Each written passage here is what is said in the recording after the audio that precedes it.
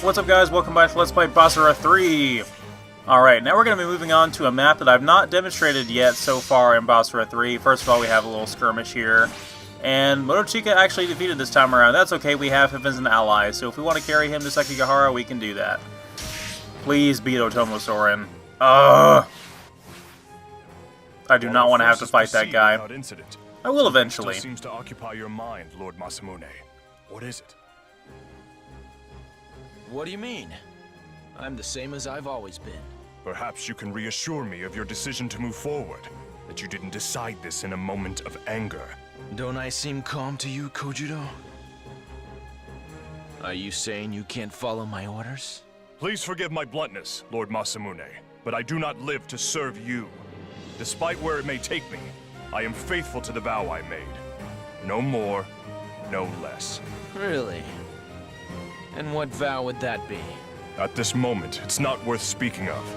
To talk about it in this casual a manner would, I feel, steal something from within me. So that's a very important conversation there. The game itself really underplays just how revenge-driven Masamune actually is, especially when you compare it to Judge End. So we're not going to fight Yoshishige. We're going to go over here and fight Hirotsuna, who I'm not going to bother to pronounce his last name. Hirotsuna is another random general who's non-playable, much similar to Yoritsuna and the tree guy and the desert guy. It's the same as that, essentially. But anyway, very important conversation there. Masamune is very revenge-driven against Mitsunari, and he makes a lot of very dumb decisions in Judge End because of that. And he's constantly having his ass handed to him throughout this timeline. Of course, here in the game, you know, we can obviously win however many times we want. And Kojiro is just reminding us that not only should he think this through with you know, clever cunning and strategy and not rush in all guns blazing, but also he needs to remember, you know, to value his own life and the life of his men before throwing them away for something so trivial. And then Kojiro hints at a vow that he made to protect Masamune, which is not really extrapolated on here in this storyline, but we'll probably get to that later. And it's a very important plot point with those two. We get a little bit of that backstory in Judge End, which was a nice scene to finally get the backstory of their relationship.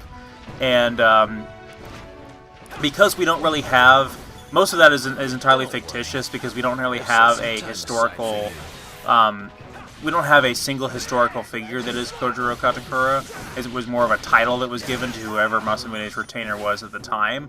But anyway... Can see through. The implication there is that when Masamune was young, you know, after he killed his father and everything, you know, Kojiro, being his older mentor type character, continued to. Oh, we have an upgrade to our what do you call it? Cross slash there, not cross slash. Also, we have Azure Storm now too, which is really cool. Look me in the eye. You're not even worth my time. So I'll be using that quite a bit.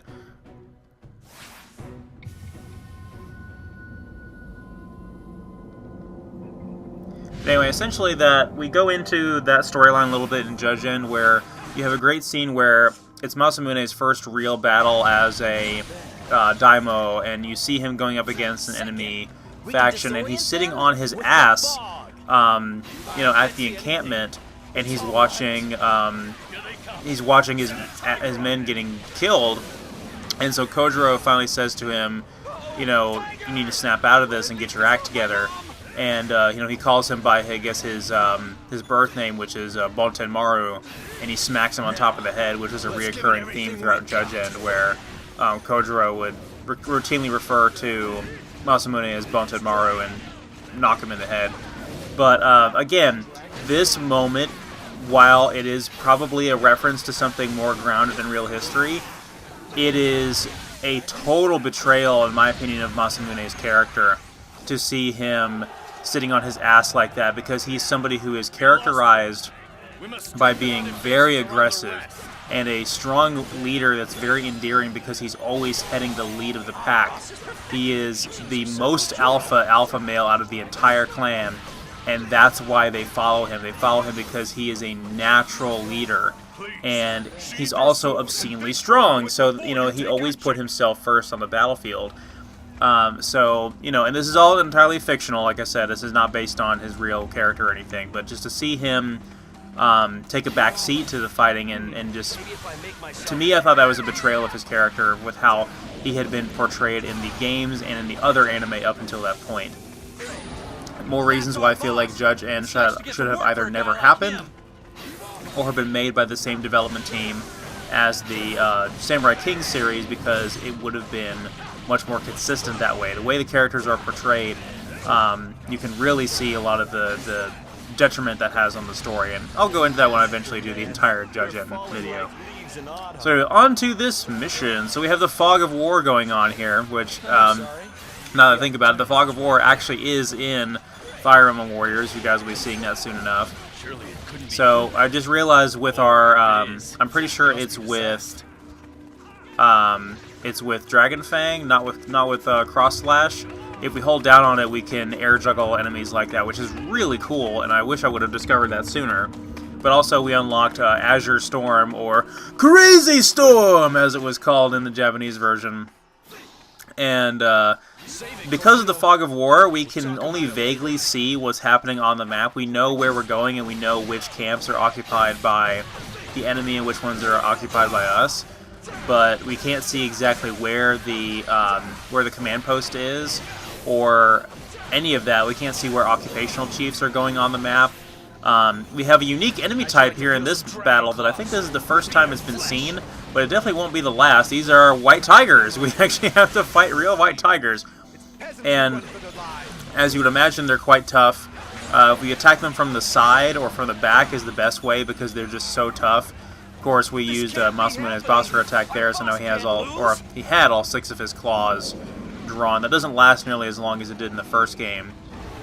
And of course, we don't have access to War Dance yet to be able to cast that whenever we want to. But we will get that eventually.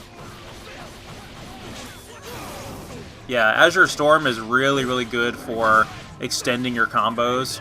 Especially, like I said, after you've already used your main combo, and then you've hit triangle to use Dragon Fang, and then gone into that series of regular melee combos, and then you finally go into the Azure Storm, which would be the finisher. It surprises me how empty my life. Other than that, like I said, the final hit, I guess, would probably be Cross Slash after that, because of the way that it knocks enemies back.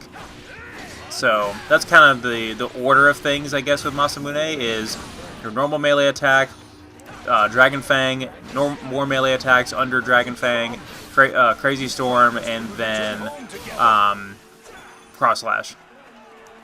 So Magnum Step is really going to be useful for, again, closing the distance between us and enemies. Magnum Step is one of my go-to moves for Masamune, as always. We haven't captured this command post yet. Let's go ahead and do that. So yeah, the tigers are very tough and can do a lot of damage, so we want to avoid them unless we can hit them from the back or from the sides. That one, actually, we whittle down his health pretty quickly. But a couple of stages have them. This stage has them. The guy that we're fighting up against in this episode, he is sort of a wild animal tamer, tiger tamer type character, so we're in this this heavy fog marsh type area, which is actually a really cool environment. I think this is a great stage, and you know, he's one with nature and the tigers and everything. So this is probably how they got endangered. What do you have to say for yourself, Masamune? Anyway, Shimatsu's stage as well also has the tigers, and I don't know that we will. Hopefully, we'll have an opportunity to fight Shimatsu in Basara 3, because I really do like his stage, and he's always been kind of a favorite character of mine in terms of who to fight against. I didn't really like playing as him very much in Basara 1. And I'm not sure if he's playable in Basara 4 or not. If he is, he's not playable right off the bat. But like I said, what I'm thinking about doing for Basara 4 is a lot of co-op runs. I had another person, another Mori Motonari fan, request to see some Mori gameplay. So if you want to see Mori or Shimatsu or any of those other characters, let me know for Basara 4, because I'll be doing the Basara 4 Let's Play in a very different style than I'm doing this one. And I think the main reason for that is because the story is so ambiguous as to when it takes place. It doesn't seem like it's following the timeline anymore. Not to mention it's in Japanese, so I really wouldn't be able to understand the story anyway. So I'm thinking about making that a run with live commentary, and certain characters will be solo play with myself, and other characters will probably be co-op play with me and Cheyenne, who, again, she's one of my biggest Basara fan friends, but you guys haven't seen her in a video, really, unless you guys watched the video for the Fire Emblem panel I did at Anime Blast, then you probably saw her there. Alright, finally time to take on the boss. You can tell they're an incidental character when they didn't give them mouth movements, or finger movements for that matter.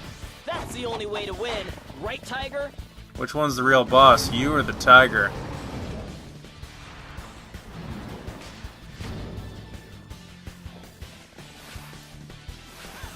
I think I'm more scared of your overgrown kitty there. Time to show everyone the passion you hold within. Yeah, so he doesn't have a whole lot in terms of different moves that he does. He has the typical charge-up attack that a lot of these non-playable generals do. We're going to go ahead and use our Fury Drive gauge because we want to air juggle his ass. So yeah, let me know what characters you guys want to see for Basara 4. It'll probably be a good long while before I get around to that Let's Play, but I am definitely looking forward to it, because it's what this has all been building up to, really, and it is just an amazing game.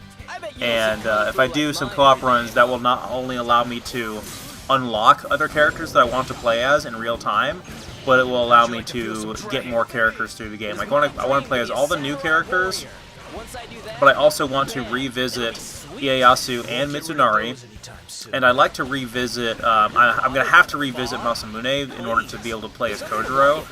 Because we're not playing Basara 3 Utage, I'm not able to play as Kojiro in the Basara 3 engine. We'll have to wait until Basara 4 to do that. But Kojiro is only playable when you unlock him after playing as Masamune. So, because I'm doing a completely new game file for Basara 4, where all the characters will be locked at level 1, it'll be a natural, like, first playthrough of the game, essentially. And so all those characters will have to be unlocked, and I'll be unlocking them naturally, like Magoichi and Kojiro. So, very much looking forward to that.